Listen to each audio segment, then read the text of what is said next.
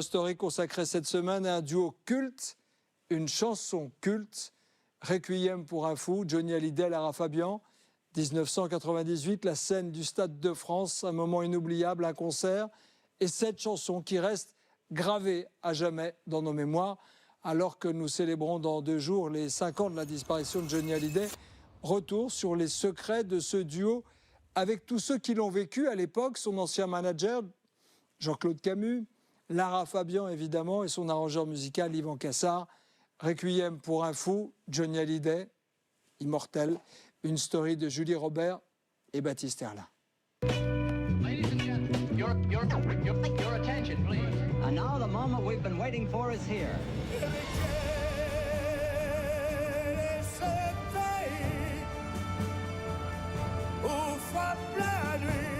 5 ans après la disparition de Johnny Hallyday, sa voix résonne toujours aussi fort sur les plus grandes scènes de France.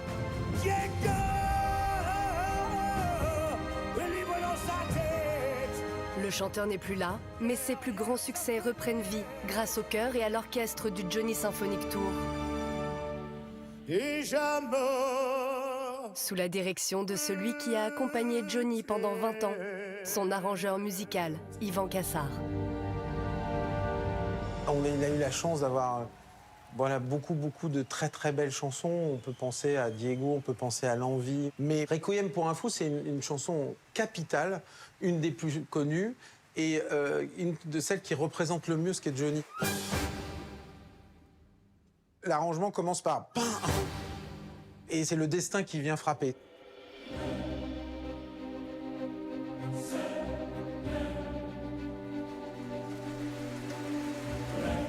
À chaque fois que je lève la main pour faire partir l'orchestre, voilà, c'est comme si le rideau s'ouvrait et qu'il arrivait. Je vous préviens, n'approchez pas, que vous soyez flic ou bateau.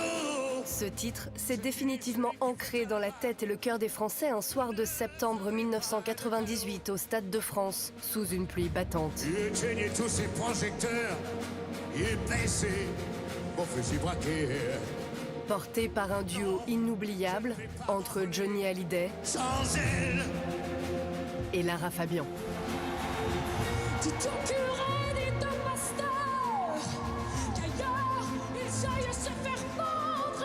Tout d'un coup, vous êtes porté, transformé par ce moment de grâce, par cette énergie humaine palpable, par l'aspect unique de l'instant.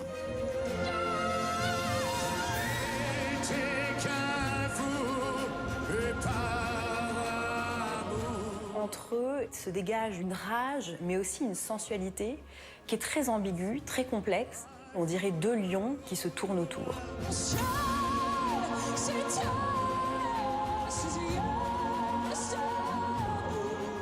Mon Dieu, qu'est-ce qu'ils ont donné? C'était insensé. Insensé, je dis, quand ils ont terminé, j'étais en larmes. C'était tellement fort.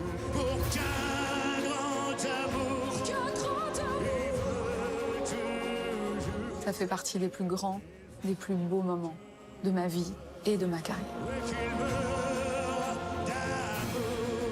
L'osmose de 2 voix puissantes, de 2 artistes à la présence animale. Retour sur la naissance de ce Requiem pour un fou.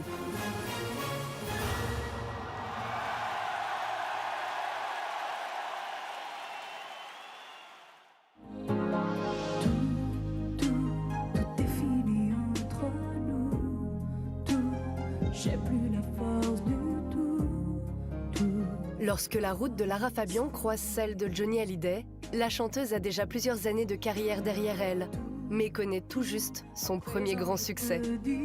Au moment où on commence à la connaître en France, Lara Fabian, elle est dans le paysage depuis 1 an.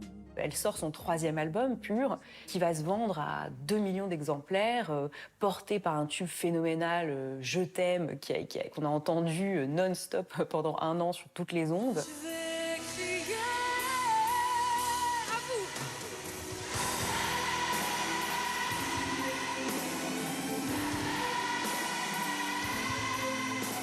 À cette époque, le producteur de Lara Fabian s'appelle Jean-Claude Camus.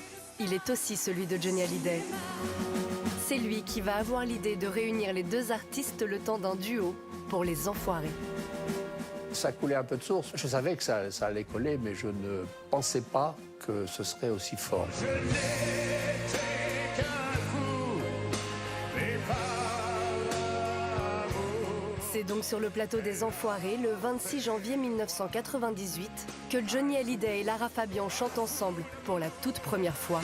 Mon ciel, c'était ses yeux, sa bouche. Ils ont choisi un titre qui fait partie du répertoire du rocker depuis déjà 20 ans, un classique, Requiem pour un fou.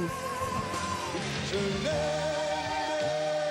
tant que pour la garder, je l'ai tué, je ne suis qu'un fou. Johnny, ce qui le rend un peu unique, c'est qu'il a chanté les prisonniers, les soldats, toutes les couches de la société. Et donc Requiem pour un fou, c'est l'histoire d'un crime passionnel. L'homme sous le coup de l'amour qui ne peut pas s'empêcher de tuer sa femme. Donc finalement, c'est assez catastrophique comme message. Et aujourd'hui, ça paraît absolument impensable. Qui meurt d'amour. La particularité de Johnny, c'est qu'on lui pardonne ce qu'on pardonnerait à personne d'autre. Il n'y a que lui qui pouvait faire ça.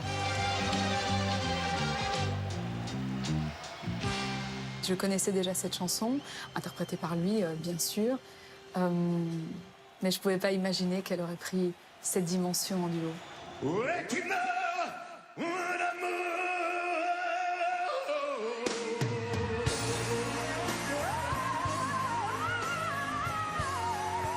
Et il me dira cette phrase qui est maintenant célèbre, « Toi, t'es moi, nana ».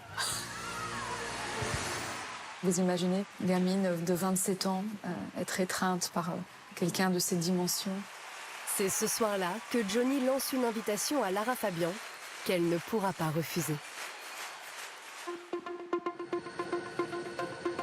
Septembre 1998, c'est un concert spectaculaire qui se prépare sur la pelouse du Stade de France. À part les Rolling Stones, aucun artiste ne s'est encore produit en tête d'affiche ici. Johnny Hallyday sera le premier Français à relever le défi. C'était très très impressionnant et même pour lui, on ne mesure plus maintenant l'événement que c'était que le grand stade que tout le monde admirait et puis on sortait de la Coupe du Monde donc on était dans le festif. Quand on fait un Stade de France, surtout après la victoire que nous avons eue, nous sommes obligés de faire un petit peu du grandiose et Jean-Claude Camus et moi, nous n'avons lésiné sur rien. Il donne pas de concert en réalité, Johnny, il donne des spectacles. Là, le Stade de France, c'est une scène à sa mesure, mais il faut la remplir. Il faut des effets, il faut du cachet. Il veut en mettre plein la vue à ses spectateurs. Ils sont un millier à travailler sur ce show. Dans l'équipe qui l'entoure, Johnny a recruté un nouveau venu, le musicien Yvan Cassard, choisi justement pour apporter une touche de grandiose à ce concert. Il a compris que j'étais un peu différent, j'étais pianiste et je venais un peu d'un monde pop mais aussi du classique, ce qui s'est révélé utile pour la partie symphonique et donc pour Requiem pour un fou. Mais en l'occurrence, au début, il me disait est-ce que c'est la bonne personne pour moi, est-ce qu'il va être à la hauteur de cet enjeu qui est important dans ma vie. Yvan Cassard propose de réorchestrer 6 grands classiques de Johnny, parmi lesquels Requiem pour un fou en duo avec Lara Fabian, à la manière d'un grand show symphonique avec une centaine de musiciens et de choristes. Le spectacle promet d'être impressionnant. Mais à quelques heures de donner le coup d'envoi du premier concert, la pluie ne cesse de tomber sur le Stade de France. Il y a eu 2 heures de suspense où je réunissais mes cadres, le son, l'éclairage. Si on joue ce soir, qu'est-ce qu'on risque? Eh ben, tu risques que tu ne joueras pas demain ni après-demain parce qu'on va tout bousiller avec les courts-circuits. Et donc, il a fallu prendre la décision. C'est la mort dans l'âme que nous allons annuler cette représentation de ce soir.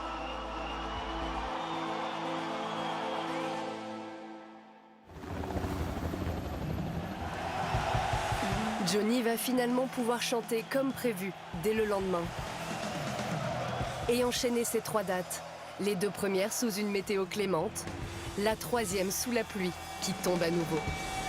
Toute la musique que j'aime, elle vient de là et elle vient du blues. Autant la déception était cruelle le premier soir, mais le lendemain, c'était la liberté totale. Lorsque retentissent les premières notes de Requiem pour un fou, l'atmosphère se fait soudain solennelle.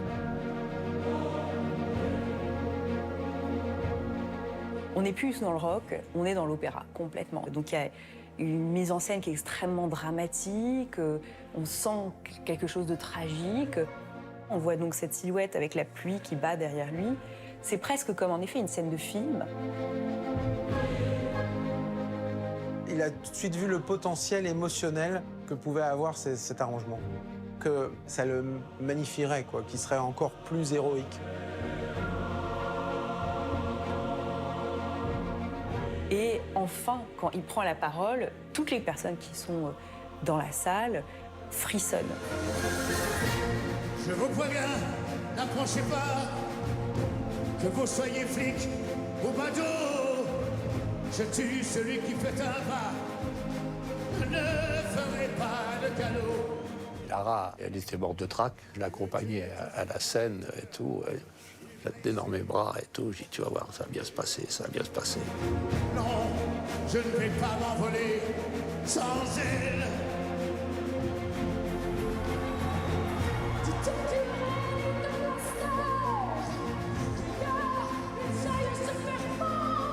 C'est vrai que je rentre avec une certaine pression et en même temps, je rentre avec une gratitude en me disant mais est-ce que tu réalises, Lara? Est-ce que tu mesures la chance que tu as? N'était qu'un fou, mais par amour. Pendant 6 minutes, Lara Fabian et Johnny Hallyday tiennent en haleine le Stade de France. Un fou l'amour. Pour ce duo, la consigne du rocker était claire. Tout donner, s'oublier totalement.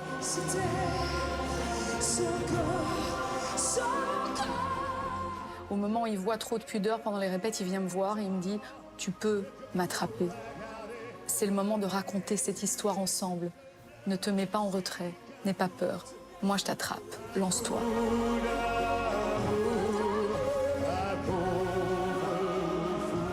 Ils sont extrêmement physiques. On a l'impression qu'ils ont totalement oublié les personnes qui sont autour d'eux, qui sont seules. J'étais au milieu du public, je voyais les gens en pleurs, je voyais les gens saisis, foudroyés presque.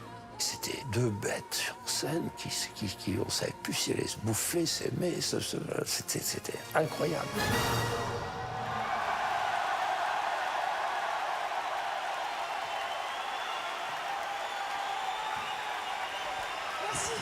Je me souviens de Johnny après ce set, qui me regarde comme ça, qui me dit « T'as vu?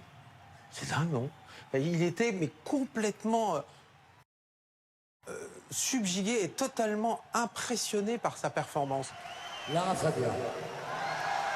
Cet homme a été non seulement une inspiration, mais un peu de ce mythe que parfois on aspire à toucher. Donc être face à lui au stade, ça a été la concrétisation d'une part de ce mythe que l'on peut toucher du bout des doigts. Merci, bonsoir. 20 ans après ce soir de septembre 1998, le Requiem pour un fou résonnait encore pour accompagner le dernier hommage rendu à Johnny Hallyday à la Madeleine à Paris.